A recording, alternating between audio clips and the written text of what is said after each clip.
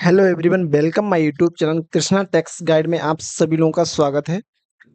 दोस्तों, आज हम बात करेंगे कैसे आप कंप्यू टैक्स सॉफ्टवेयर से ITR 3 फाइल कर सकते हैं। वीडियो को स्किप बिल्कुल मत कीजिएगा, मैं step by step full process बताने वाला हूं। तो सबसे पहले आपको अपना कंप्यू टैक्स सॉफ्टवेयर ओपन कर लेना है। उसके बाद में आपको टैक्स के ऊपर क्लिक कर देना है। आपके सामने इस तरीके का पेज ओपन होके आ जाएगा। तो यहाँ पे आप कोड नंबर डाल सकते हैं, यहाँ पे आप नेम डाल सकते हैं, यहाँ पे फादर्स नेम और पैन नंबर जो आपने अपने कंप्यूटर टैक्स सॉफ्टवेयर में मास्टर क्रिएट किया है, मतलब किसी पार्टी का आपने डाटा ऑलरेडी बनाया है। यदि आप अभी तक मास्टर क्रिएट नहीं कर पाते हैं तो आप हमारे यूट्यूब चैनल पे जाइए, आपको वीडियो मिल जाएगा कि कंप्यूटर टैक्स सॉफ्टवेयर से पार्टी का मास्टर कैसे क्रिएट करें। तो इस तरीके से जब आप मास्टर क्रिएट कर लेंगे तो इस तरीके से आपको लिस्ट मिल जाएगी।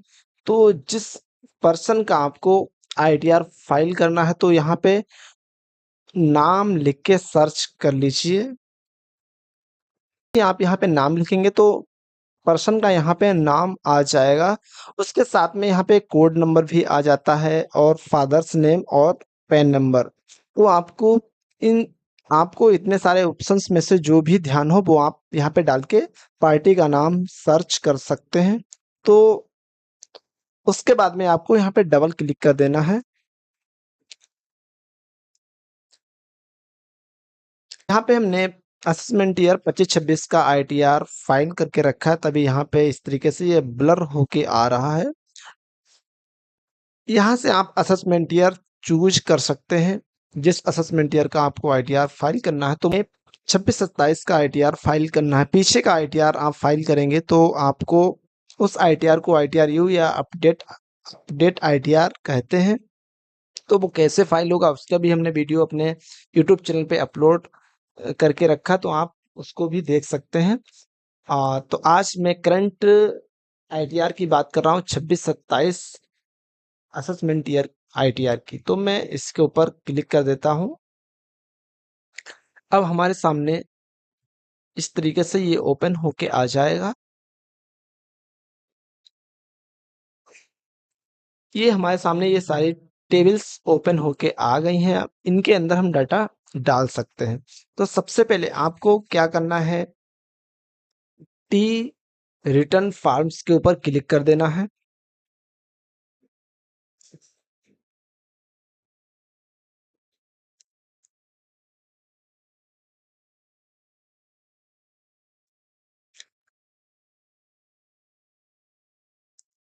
आपके सामने इस तरीके का पेज ओपन होके आ जाएगा। यहाँ पे लिखा हुआ है एडिट। जैसे ही आप एडिट के ऊपर क्लिक करेंगे तो यहाँ पे आप पासवर्ड डाल दीजिए। पासवर्ड यहाँ पे कौन सा पड़ेगा, जब आपने अपना पैन कार्ड इनकम टैक्स की ऑफिशियल वेबसाइट पर रजिस्टर्ड किया था वही आपको पासवर्ड डालना है। यदि आपने अपना पासवर्ड फॉरगेट किया है, जो भी नया बनाया वो आपको डाल देना है।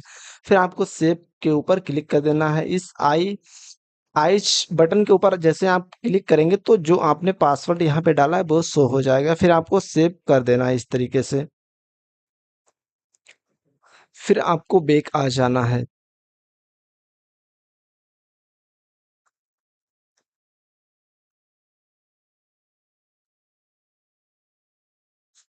हमने 26-27 असेसमेंट ईयर का फॉर्म 26 इंपोर्ट करके रखा है, तभी यहाँ पे जो अमाउंट है शो हो रहा है।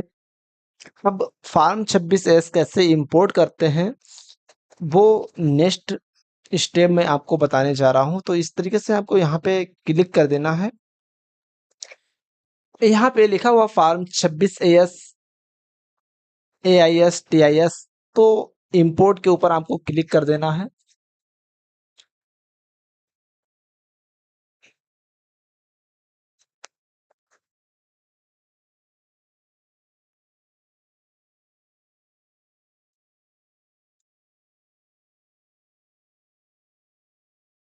इस तरीके से ये डाटा हमारा इंपोर्ट हो चुका है फॉर्म 26S का।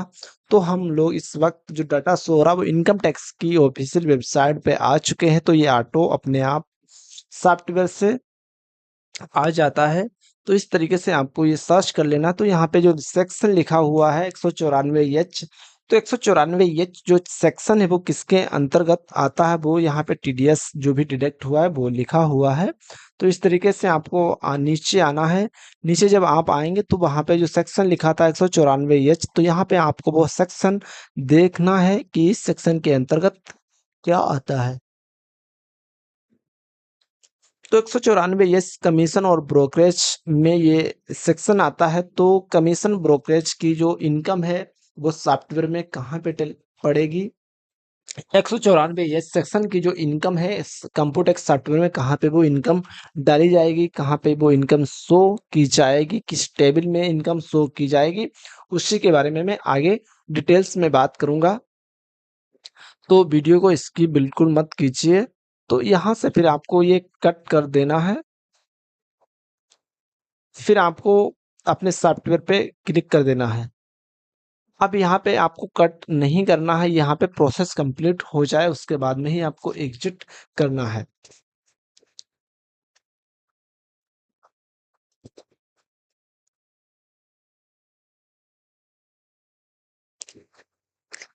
प्रोसेस कंप्लीट यहाँ पे हो चुका है। अब यहाँ पे आपको कट कर देना है। इस तरीके से यहाँ पे टीडीएस शो हो रहा है। तो आपको थ्री बटन के ऊपर इस तरीके से क्लिक कर देना है। यहाँ पे बिजनेस एंड प्रोफेशन लिखा हुआ है 194 ये सेक्शन और 10 नंबर का नेम ऑफ डायरेक्टर का यहाँ पे लिख के आ रहा है। किस डेट में पेमेंट क्रेडिट हुआ है वो डेट यहाँ पे शो हो रही है, और अमाउंट पेड क्रेडिट विड्रॉल जो अमाउंट विड्रॉल हुआ है वो यहाँ पे शो हो रहा है, और टीडीएस डिडक्ट हुआ वो यहाँ पे शो हो रहा है। कितने रुपए के टीडीएस डिडक्ट हुआ है तो यहाँ पे वो अमाउंट शो हो रहा है। टोटल अमाउंट जो विड्रॉल क्रेडिट हुआ है वो यहाँ पे शो हो रहा है। अब आपको इस तरीके से यहाँ पे एग्जिट कर देना है। फिर आपको दोबारा एग्जिट करना है।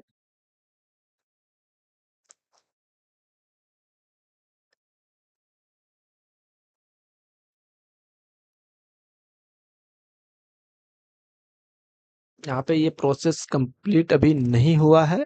तो इस तरीके से जो हमारा रिफंड था वो यहाँ पे शो हो रहा है। यहाँ पे जो माइनस में शो होता है रेड कलर और माइनस में, तो ये आपके अकाउंट में पैसा रिफंड होने वाला है। तो अब ये जो अमाउंट है ये किस टेबल में आपको शो करना होगा। तो सबसे पहले आपको ये अमाउंट चेक कर लेना है कितना अमाउंट है। तो आपको कंप्यूटेशन के ऊपर आ जाना है इस तरीके से।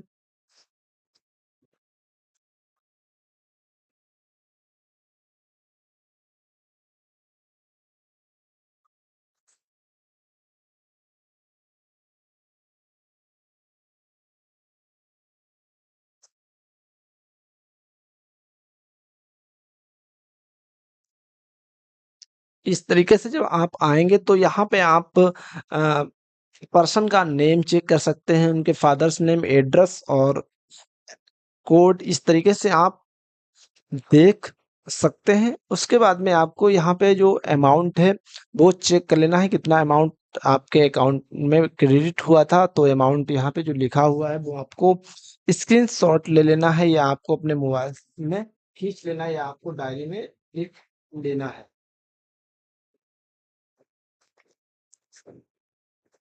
फिर आपको इस तरीके से कट कर देना है। अब ये अमाउंट आपको कहाँ शो करना है, तो यहाँ पे बहुत सारी टेबल शो हो रही हैं। ये अमाउंट आप अदर एग्जाम्प्ट इस टेबल के अंदर भी शो कर सकते हैं। यहाँ पे आप अदर आइटम करके इस तरीके से आप लिख सकते हैं जो भी अमाउंट है। लेकिन ये अमाउंट आपका लगभग 20,000, 15,000, 10,000 रुपए कमीशन का हो तो यहाँ पे आप इस अमाउंट को शो कर सकते हैं। यदि 10,000, 20,000 रुपए से ज्यादा है तो आप इस अमाउंट को अदर में ना दिखा के दूसरी जगह दिखाइए। तो मैं आपको दूसरी जगह कहाँ पे दिखाना है वो बताने वाला हूँ। तो यहाँ पे लिखा हुआ है जनरल इंफॉर्मेशंस, टेबल नंबर 9, इसके अंदर इंफॉर्मेशन में आ जाना है। फिर यहाँ पे बहुत सारी टेबल्स शो हो रही हैं। तो यहाँ पे नो अकाउंट केस वाले ऑप्शन पे आपको क्लिक करना है। इस तरीके से ये टेबल शो हो जाएगी। तो यहाँ पे बहुत सारे कॉलम्स आ रहे हैं, ये अमाउंट आपको किस में डालना है तो वो आप देखिए, यहाँ पे लिखा हुआ है gross receipt other than DD cheque ECS. तो आपको मतलब अमाउंट जो प्राप्त हुआ है वो कैश में मिला है, डीडी चेक ईसीएस को छोड़ के, तो आपको इसमें डालना होगा। कौन सा अमाउंट डालना होगा आपको? ये अमाउंट आपको टोटल डालना होगा, टोटल ग्रॉस रिसिप्ट। तो फिर आपको सॉफ्टवेयर पे आ जाना है और यहाँ पे लिखा हुआ है gross receipt DD cheque ECS. यदि आपको अमाउंट डीडी चेक ईसीएस से मिला हुआ है, डिजिटल मिला हुआ है, तो आपको इस तरीके से इस टेबल में डाल देना है। तो सबसे बेस्ट तरीका ये है कि अमाउंट आपको इसमें डालना बेहतर रहेगा। कुछ अमाउंट हमें कैश में मिलता है, कुछ अमाउंट हमें डिजिटल डीडी चेक से मिलता है। तो इसके मुझे कंफर्म नहीं होता कितना ऑनलाइन पैसा मिला या कितना चेक से मिला, कितना डीडी से मिला, तो अदर दिन वाले में कॉलम में डालते तो बेस्ट रहता है। तो यहाँ पे आपको टोटल अमाउंट डाल देना है, तो मैं यहाँ पे अमाउंट डाल देता हूँ। इस तरीके से क्लिक करना है। 2430।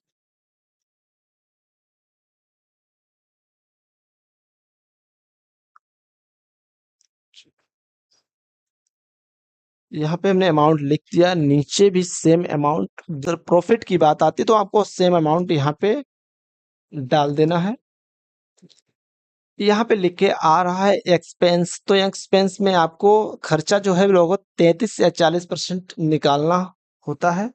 तो आपको एक्सपेंस में लगभग 33% खर्चा निकाल देना है। इससे नीचे आप खर्चा नहीं निकाल सकते। इससे नीचे आपका खर्चा हुआ तो निकाले, नहीं होता 33% तो मिनिमम आपको खर्चा निकालना ही होता है। तो आपको यहाँ पे खर्चा डाल देना है।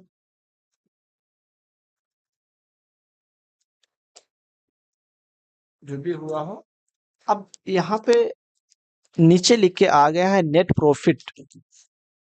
तो नेट प्रॉफिट जो हमारा अमाउंट आया है वो इस तरीके से इतना शो हो गया। यहाँ पे हमने जो एक्सपेंस है वो 33% से 33% निकाल के कुछ राउंड अप में इस तरीके से लिख दिया है। नीचे यहाँ पे लिखा हुआ for assistance carrying on profession. यदि आपने यदि आपका टीडीएस मतलब पुराने प्रीवियस असेसमेंट ईयर में कटा हो और आपने टीडीएस को रिफंड नहीं किया हो, तो आप वो अमाउंट इस तरीके से यहाँ पे कैरी फॉरवर्ड करके अमाउंट लिख सकते हैं। तो यहाँ पे ग्रॉस रिसिप्ट आपको लिख देना है जो भी अमाउंट हो। फिर आपको प्रो ग्रॉस रिसिप्ट टोटल आपको लिखना है और यहाँ पे खर्चा 33% निकाल के नेट प्रॉफिट सेम रेशियो आपको अपनाना है। तो उसके बाद में आपको बैलेंस शीट भरनी होती है। तो amount of the cash balance, तो आपके पास अमाउंट कितना है, तो वो यहाँ पे आप इस तरीके से डाल सकते हैं कि आपके पास कैश में अमाउंट कितना है। तो मैं इस तरीके से लिख देता हूँ कैश में अमाउंट जो भी हो आपके पास वो कैश का अमाउंट आप लिख दीजिए। उसके बाद में आप यहाँ पे टिक लगा के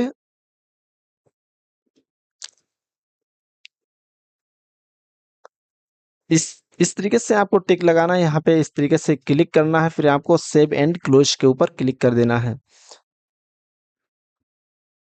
फिर आपको एग्जिट के ऊपर क्लिक कर देना है।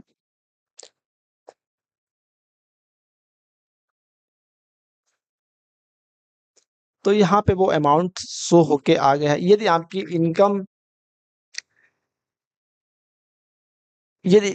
इनकम अदर भी इनकम कोई है तो आपको वो कहाँ पे इनकम शो करनी है, तो इस तरीके से आपको क्लिक करना है। तो यहाँ पे आप लिख दीजिए अदर मिसलिनियस इनकम। वो अमाउंट आपको यहाँ पे इस तरीके से फिलअप कर देना है जो भी XYZ आपका अमाउंट हो। तो मैं इस तरीके से वो अमाउंट लिख देता हूँ। बैंक इंटरेस्ट सेविंग अकाउंट, तो यहाँ पे पूरे एनुअल वर्ष में आपको कितना अमाउंट बैंक से इंटरेस्ट मिला है वो आपको अमाउंट यहाँ पे शो कर देना है।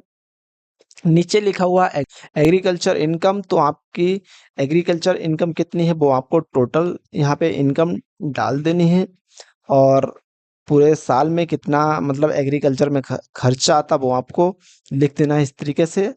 तो जो भी आपकी इनकम हो फिर आपको एग्जिट कर देना है।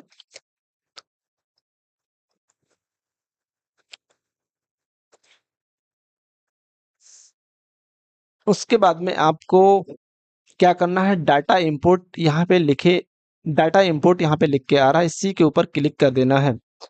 तो यहाँ पे इंटरेस्ट फ्रॉम सेविंग बैंक से कितना प्राप्त हुआ है, तो यहाँ पे जो बैंक है वो उसका नाम यहाँ पे शो हो रहा है। और मैं आपको नहीं पता कि अकाउंट से कितना पैसा आपको इंटरेस्ट मिला हुआ है, तो ये अमाउंट से आपको एक एनुअल वर्ष में इंटरेस्ट मिला हुआ है, तो आपको यहाँ पे टिक करना, यहाँ पे आपको टिक कर लेना है, इंपोर्ट इन सॉफ्टवेयर के ऊपर क्लिक कर लेना है, तो ऑटो आपके सॉफ्टवेयर में ये डाटा पहुंच जाएगा। तो यहाँ पे लिखा software data will be delete your sir import, तो ओके के ऊपर क्लिक कर देना है। तो प्लीज वेट, और डाटा इंपोर्ट सक्सेसफुल हो चुका है, तो ऑटोमेटिक ये अमाउंट हमारे टेबल में शो हो गया है। तो फिर आपको other exempt special rate income में आ जाना है। तो बैंक इंटरेस्ट सेविंग अकाउंट से जो हमें इंटरेस्ट मिला था वो यहाँ पे ऑटोमेटिक आ चुका है। तो दोस्तों ये आप बहुत अच्छी तरीके से जान चुके हैं। और एफडी का पैसा है वो भी, डिविडेंड का पैसा वो ऑटोमेटिक यहाँ पे आप अपने सॉफ्टवेयर से इंपोर्ट कर सकते हैं, आपको डालने की जरूरत नहीं है।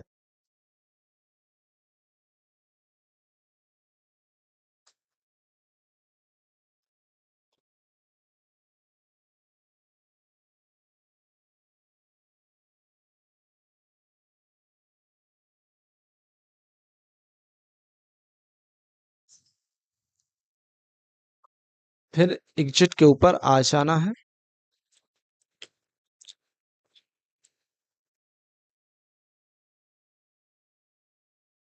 यदि आपके पास जीएसटी नंबर भी है, या आपकी जो इनकम है बिजनेस की भी इनकम है, वो इनकम कहाँ पे शो करनी है, किस टेबल में शो करनी है, वो भी मैं आपको बता देता हूँ। तो यहाँ पे 44 एडीए लिखा है, और एडीए 44 एडी एलआईसी एजेंट, तो इस तरीके से ये कॉलम बना हुआ है, तो इसके ऊपर आपको डबल क्लिक करना है। तो यहाँ पे ये सेक्शन लिख के आ चुके हैं, income under section 44 AE, income under section 44 AD, income under section 44 ADA. तो 44 एडीए जो सेक्शन है वो सेक्शन आता है, मतलब जो प्रोफेशनल जिनका वर्क है, जैसे एडवोकेट, सीए, डॉक्टर, इस तरीके के जो पर्सन है वो 44 एडीए के अंतर्गत आते हैं। और यहाँ पे जो इनकम अंडर सेक्शन 44 एडी लिखा हुआ है, तो इसके अंतर्गत ट्रेडिंग मतलब बिजनेस की इनकम दिखाई जाती है। तो मैं, तो जिस भी पर्सन का मतलब जो वर्क है बिजनेस का है, या आप कोई प्रोफेशन से जुड़े हुए हैं, या आप कोई इनकम ऑफ एजेंट्स हैं, तो ये दो सेक्शन इसमें आप अपना अमाउंट डाल सकते हैं। तो इस तरीके से जैसे ही आप क्लिक करेंगे, तो इस सेक्शन के अंतर्गत आपको जो पैसा ऑनलाइन डिजिटल रिसिप्ट हुआ है, तो उसमें कम से कम आप 6% से नीचे प्रॉफिट नहीं ले सकते, ऊपर जितनी चाहे उतनी प्रॉफिट ले सकते हैं। और यदि आपको पैसा कैश में रिसिप्ट हुआ है, तो आप जो इनकम है वो 8% दिखा सकते हैं, इससे नीचे नहीं, ऊपर जितनी चाहे उतनी आप प्रॉफिट दिखा सकते हैं। यहाँ पे ईसी चेक डीडी, तो यहाँ पे आप डिजिटल पैसा डालेंगे, रिसिप्ट इन कैश, यहाँ पे अमाउंट आप कैश में दिखाएंगे कि आपको बिजनेस से कितना मतलब अमाउंट कैश में प्राप्त हुआ, और कितना आपको ऑनलाइन पैसा मिला डिजिटल में आपके मतलब बिजनेस में रिसिप्ट हुआ है। तो टोटल आप इस तरीके से डाल के यहाँ पे उसका रेशियो आ जाएगा। तो मैं यहाँ पे आपको डाल के दिखाने वाला हूँ। तो मुझे जो पैसा मतलब अमाउंट है वो चेक में डीडी मतलब डिजिटल प्राप्त हुआ है, तो मैं इस तरीके से आपको बता देता हूँ। जैसे मैंने अमाउंट यहाँ पे लिख दिया है।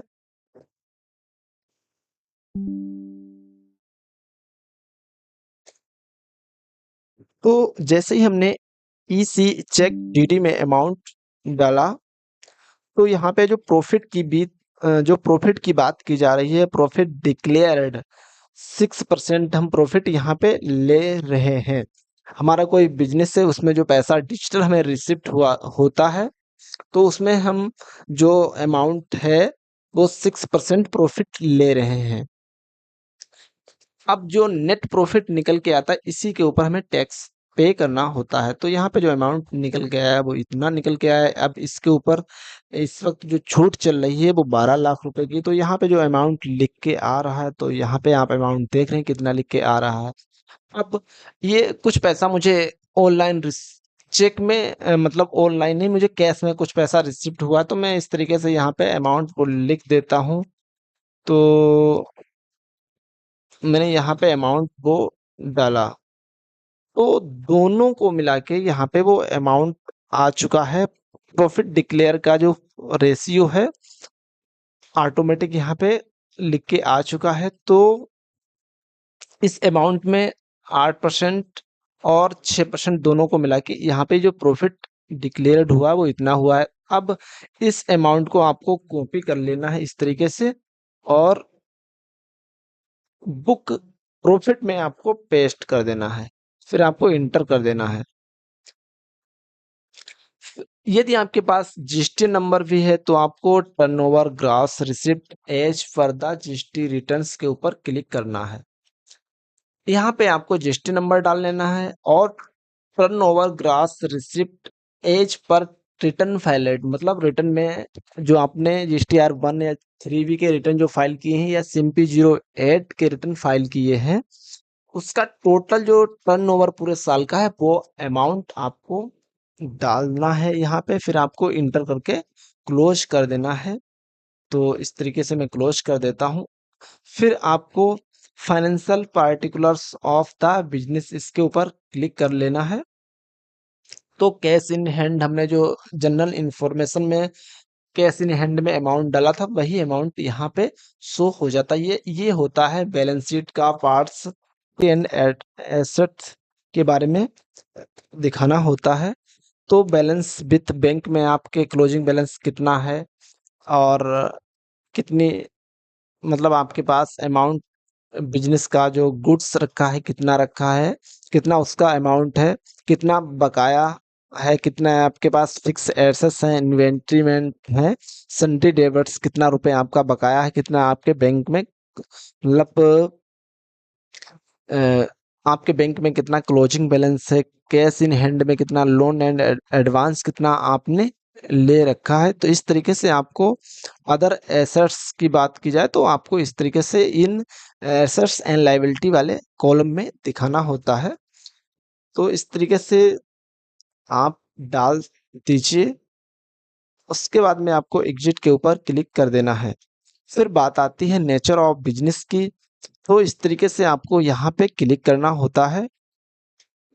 तो यहाँ पे जो जनरल इंफॉर्मेशन की बात की जाए, तो उसका जो कमीशन एंड एजेंट और ब्रोकरेज की जो कोड होता है वो इस तरीके से, वो ये कोड होता है 099005। ये होता है जनरल कमीशन एजेंट्स का जो कोड, वो मैंने यहाँ पे ऑलरेडी डाल रखा है। यदि आपकी कोई बिजनेस भी है, तो आपका जो बिजनेस है वो किसके अंतर्गत आता, होलसेल में है या रिटेल में है, तो वो आपको किस तरीके से सर्च करना होता है। तो यहाँ पे दोस्तों लिखा हुआ है बिजनेस कोड लिस्ट, तो इसके ऊपर आप क्लिक करेंगे तो यहाँ पे वो लिस्ट शो होके आ जाएगी। यहाँ पे आप देखिए कमीशन एजेंट, इस तरीके से आपको ये बहुत सारे कोड मिल जाएंगे। ये बहुत बड़ी इसकी लिस्ट है। तो मैं इस तरीके से यहाँ पे कट कर देता हूँ, और जैसे मुझे यहाँ पे कोड लिखना है,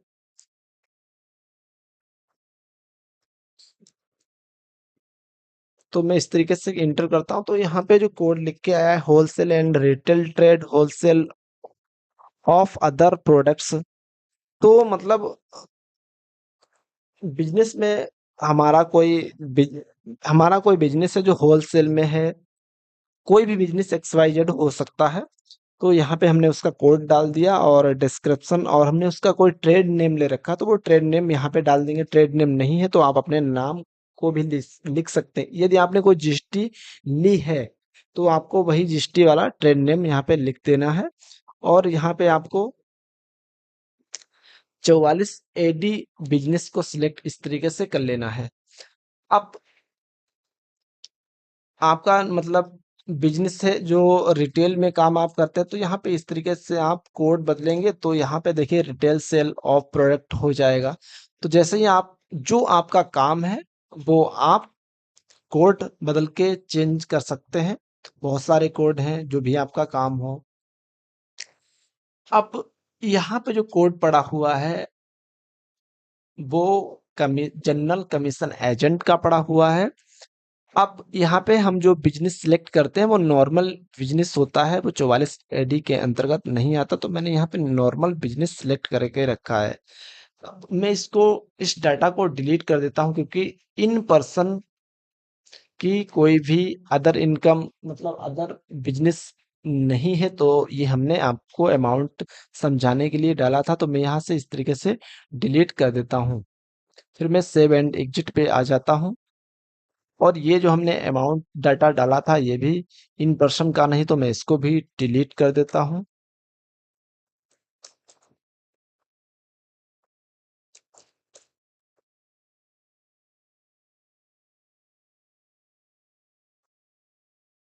मैं यहाँ पे इस तरीके से डिलीट के ऊपर क्लिक करेंगे तो ये पूरा का पूरा रो डिलीट हो जाएगा। फिर मैं एग्जिट के ऊपर आ जाता हूँ।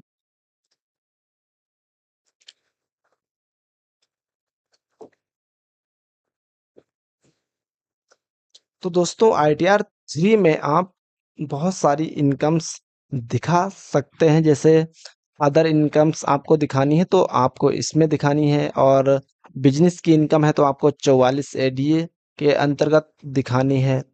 तो ये आप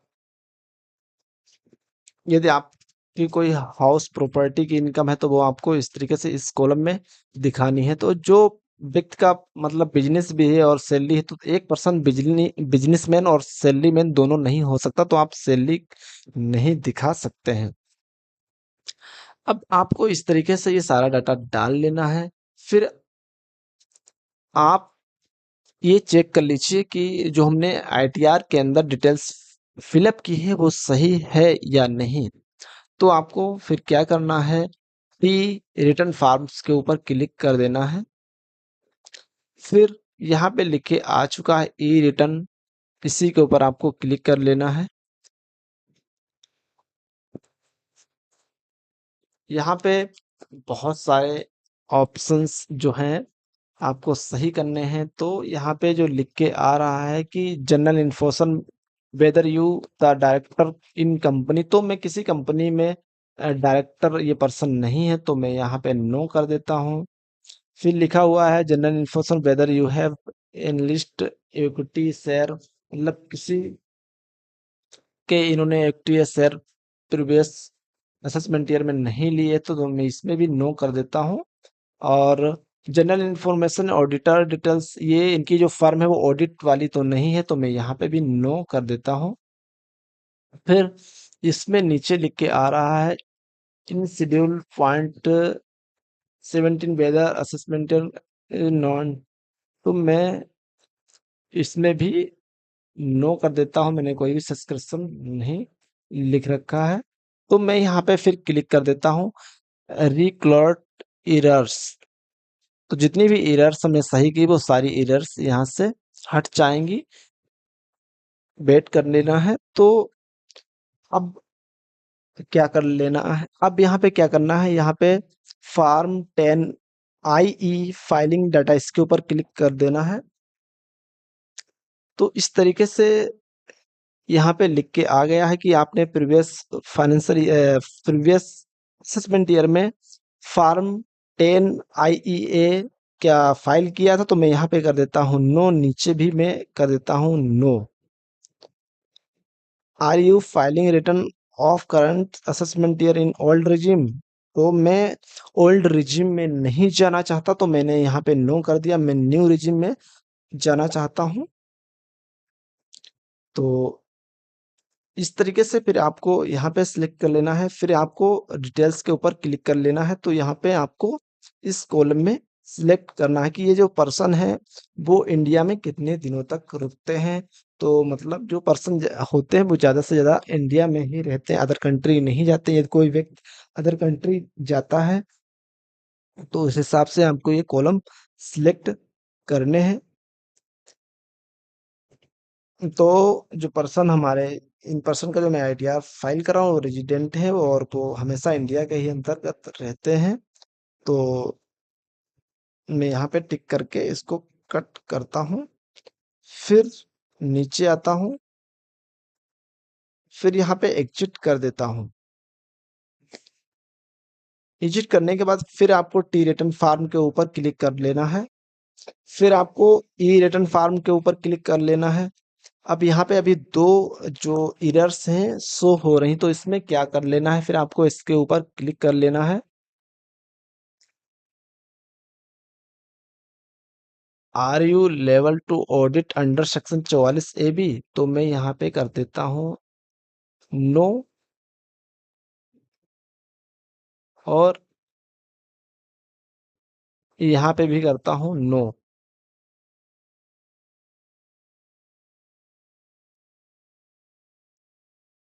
मैं ये ऑडिट पर्सन नहीं है तो मैं यहाँ पे करता हूँ सेव एंड कंटिन्यू, फिर मैं यहाँ पे दोबारा क्लिक करता हूँ। अब यहाँ पे एक और एरर्स बची हुई है तो मैं यहाँ पे दोबारा क्लिक करता हूँ। का जो बिजनेस है वो कितने करोड़ तक है, तो मेरा जो बिजनेस है वो 1 करोड़ के अंदर ही आ रहा है। तो इस तरीके से यहाँ पे क्लिक कर देना है। उसके बाद में सेव एंड एग्जिट के ऊपर आ जाना है, फिर आपको रिक्वायर्ड एरर्स के ऊपर क्लिक कर लेना है। तो यहाँ पे वो एरर्स सही हो जाएगी, तो आपको कुछ वेट कर लेना है। तो यहाँ पे जो एरर्स थी वो सही हो चुकी है। दोस्तों आपको आईटीआर फाइल कर लेना है। दोस्तों आपको आईटीआर फाइल करना तो आप किसी विशेषज्ञ से मिलकर ही आईटीआर को फाइल करें और किसी की सलाह लेकर ही करें। तो उसके बाद में आपको बैक पे आ जाना है, फिर आपको ई रिटर्न फॉर्म्स के ऊपर दोबारा क्लिक कर लेना है।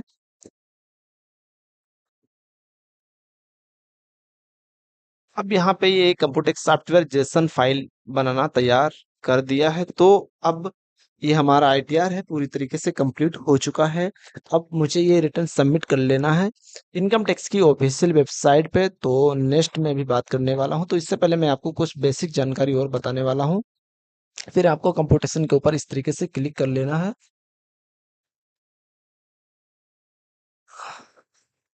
ये नेम ऑफ नेम आपको चेक कर लेना, फादर्स नेम, पूरा एड्रेस, इस तरीके से आपको चेक कर लेना है। और यहाँ पे आपको चेक कर लेना नेचर ऑफ बिजनेस की बात की जाए तो जो आपने नेचर ऑफ बिजनेस डाला था वो यहाँ पे देख लीजिएगा। इस तरीके से जो इनकम आपने डाली थी प्रॉफिट लॉस की अदर इनकम्स यहाँ पे शो हो रही है। और इस तरीके से आप ये सारा डाटा चेक कर लीजिए। उसके बाद में आपको एग्जिट के ऊपर यहाँ से आपको क्लोज कर देना है। फिर आपको रिटर्न सबमिट करने से पहले आपको फिर बैक आना है, और यहाँ पे आपको ये देख लेना है कि आपका जो अमाउंट रिफंड हो रहा था वो अभी रिफंड हो रहा है या नहीं। रिफंड नहीं हो रहा तो आप इसको दोबारा चेक कर सकते हैं। और उसके बाद में आपको टी रिटर्न फॉर्म्स के ऊपर आना है और रिटर्न सबमिट के ऊपर क्लिक कर देना है। ये आपका आईटीआर, जो आईटीआर का नंबर है वो ITR 3 शो हो रहा है। रिटर्न सबमिट के ऊपर क्लिक कर देना है, फिर आपको ओके के ऊपर क्लिक करना है।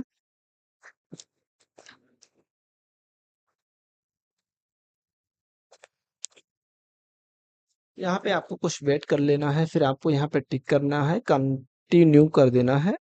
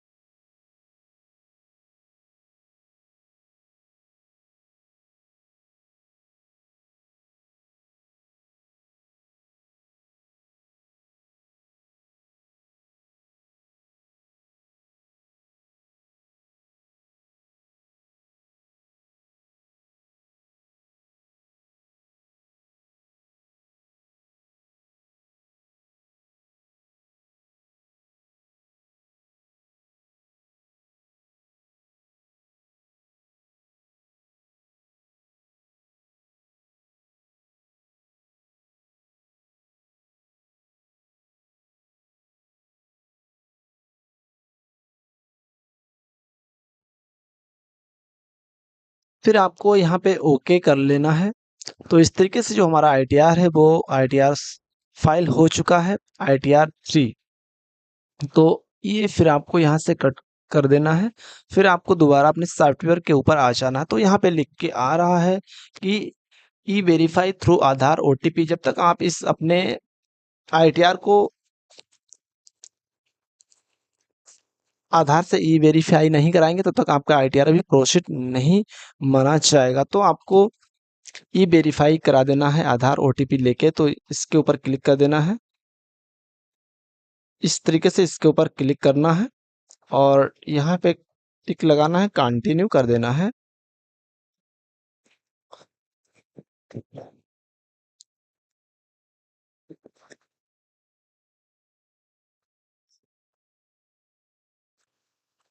ओटीपी डाल के आपको कंटिन्यू कर देना है, कंटिन्यू के ऊपर क्लिक कर देना है। तो यहाँ पे कुछ प्लीज वेट, और ये अभी आपका आईटीआर ई वेरीफाई हो जाएगा। तो कुछ वेट करना है। तो दोस्तों फिर आपको यहाँ पे क्लिक कर देना है। दोबारा आपको करना कुछ सर्वर इशू था।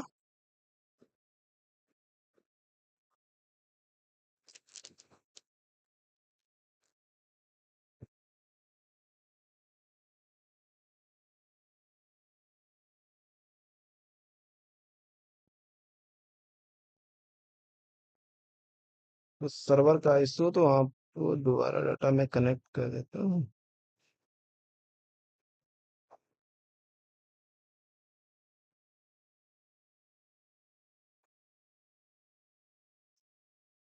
रिटर्न वेरीफाई सक्सेसफुली हो चुका है। तो दोस्तों यहाँ से आपको कट करना है। इनकम टैक्स की ऑफिशियल वेबसाइट पे जाके आप इसको डाउनलोड कर सकते हैं। तो आपको सॉफ्टवेयर से कैसे डायरेक्ट इनकम टैक्स की ऑफिशियल वेबसाइट पे जाना है। तो यहाँ पे लिखा हुआ है लॉगिंग, इसके ऊपर आपको क्लिक कर देना है। तो प्लीज वेट।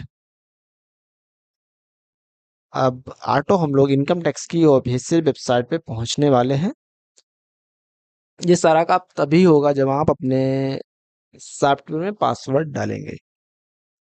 दोस्तों वीडियो अच्छा लगा हो तो आप हमारे चैनल को लाइक, शेयर, सब्सक्राइब जरूर करें, क्योंकि दोस्तों हम आप सभी लोगों के लिए इतने अच्छे वीडियो बनाते हैं कि आप सभी लोगों की कुछ हेल्प हो सके। टाइम लगता है तो यहाँ पे आपको लॉगिन के ऊपर क्लिक कर लेना है। मैनुअल,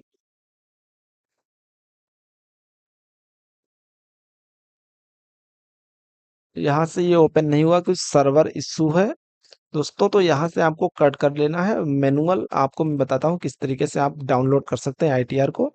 तो यहाँ पे आपको टाइप कर देना है इनकम टैक्स लॉगिंग या इनकम टैक्स डिपार्टमेंट। तो यहाँ पे ऊपर जो होम पेज आपको शो हो रहा है income tax department home page, इसी के ऊपर आपको क्लिक कर देना है। यहाँ पे आपको लॉगिंग के ऊपर क्लिक कर लेना है।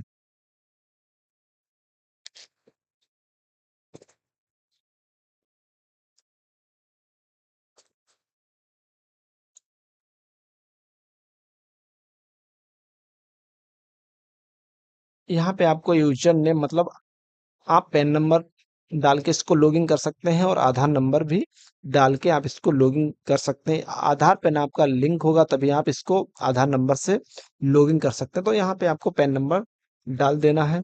तो पैन नंबर आपको डालना है। तो इस तरीके से यहाँ पे क्लिक कर लेना है। ये पैन नंबर लिखा हुआ है, यहाँ से आपको कॉपी कर लेना है और यहाँ पे आपको ये पेस्ट कर देना है। यहाँ से बैक आ जाना है, फिर आपको कंटिन्यू के ऊपर क्लिक कर देना है। यहाँ पे टिक कर लेना है, यहाँ पे आपको पासवर्ड डाल देना है।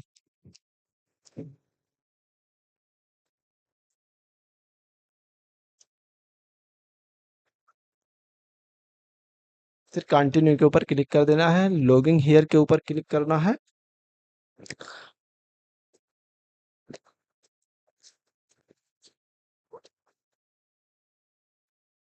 ई फाइलिंग यहाँ पे लोडिंग हो रहा है, कुछ वेट करना है। और यहाँ पे लिख के आ रहा है e filing income tax returns view filed return. जो आपने ऑलरेडी रिटर्न फाइल किया अभी था कंप्यूटेक्स सॉफ्टवेयर से, भैया आपको डाउनलोड करना है। तो व्यू फाइलेड रिटर्न के ऊपर आप क्लिक करेंगे तो असेसमेंट ईयर 26-27 और डाउनलोड रिसिप्ट वो यहाँ क्लिक करेंगे आप, ये यहाँ पे डाउनलोड हो चुका है, फिर इसके ऊपर आप क्लिक करेंगे तो इस तरीके से यहाँ पे ये आईटीआर हमारा शो हो रहा है। दोस्तों वीडियो अच्छा लगा हो तो आप हमारे चैनल को सब्सक्राइब जरूर कर लीजिए। जय हिंद, जय भारत। अपना ख्याल रखिए।